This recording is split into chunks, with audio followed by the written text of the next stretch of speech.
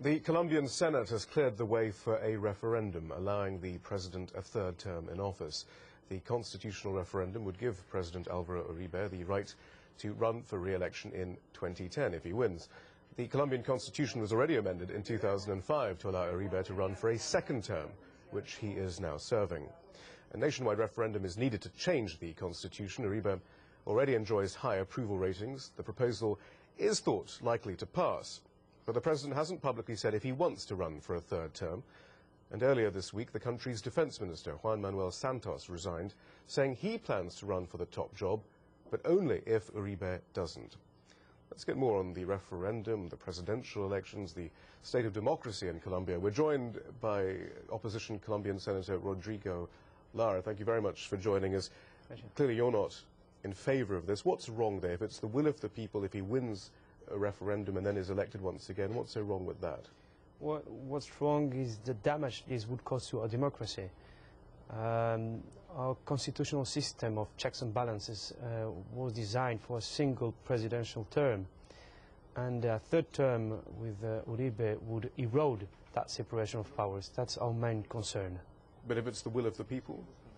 Well, the will of the people and the popularity of some presidents can cause serious damages to democracy. You see many dictators or strongmen were initially very popular, and then once they capture and seize most of the institutions, they can cause a serious damage to democracy on their own people. Of course, we're assuming that Uribe wants to run for a third term. He hasn't told us yet. Do you understand why he hasn't made his intentions clear? It's a political strategy, but he hasn't done anything to discourage this idea. So we can only think that he wants to run. Actually, it will be quite difficult because he has to turn out 7.3 million Colombians to vote this referendum, and this will be very difficult because there is an increase in opposition to his third term. You have a long history with Álvaro Uribe, obviously. You were once his anti-corruption chief. You then left. Your father, there are documents about your father saying that he was concerned that people around Uribe wanted to perhaps kill him. Your father was indeed eventually killed. Are there other concerns you have about Uribe running for a third term? No, I mean, most of Colombians, we credit Uribe with transforming our country from a near failed state into a buoyant one. I think we are quite happy with Uribe's achievements. We are just worried about our democracy. I mean, he has curbed violence, he has weakened leftist guerrillas, and we just think that not him alone can continue these achievements. We have a deep distrust of strong executive power in Colombia. We don't have a tradition of dictators or strong men like our neighbors.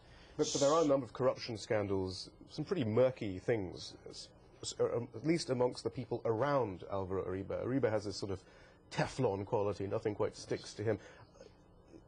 Is there evidence, though, that he is involved in some of these murky developments? Do you, for example, think he or people around him did have something to do with the death of your father?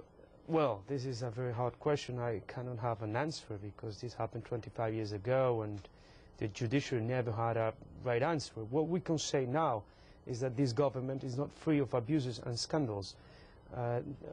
One of those is the army murdering of civilians and then disguising the corpses as guerrillas killed in combat. Also, the civilian intelligence agency, known as DAS, the legal espionage on the opposition, on the Supreme Court, on journalists.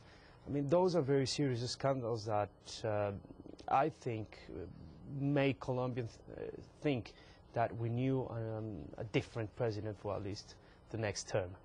Senator, thank you very much. Very glad to be here.